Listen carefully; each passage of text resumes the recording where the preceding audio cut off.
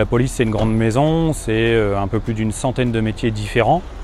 Notamment la plus grosse base des métiers, c'est ce qu'on appelle nous la sécurité publique, c'est l'ensemble des commissariats de police qui assurent la paix publique, la sécurité publique et qui fait aussi un peu d'ordre public. On est aux alentours de 115 000 agents d'État titulaires et on monte à peu près 140 000 effectifs tout compris avec l'ensemble des missions transverses, c'est-à-dire des policiers contractuels, des policiers réservistes et aussi des agents administratifs et des agents techniciens qui assurent les missions, toutes les missions transverses et les missions de support.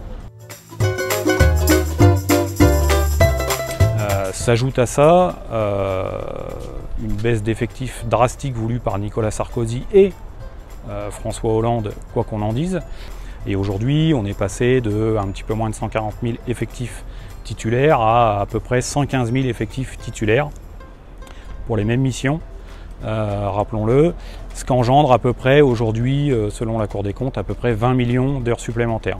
Donc ce qui fait que c'est un travail qui est toujours à flux tendu et c'est extrêmement compliqué, ce qui rend effectivement ce travail très anxiogène, très pathogène.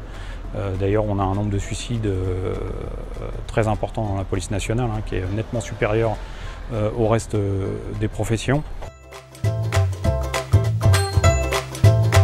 La première proposition, c'est effectivement de l'embauche et revenir effectivement à une jauge au moins équivalente à l'arrivée de Nicolas Sarkozy, ce qui correspond à peu près à 130-135 000 fonctionnaires de police.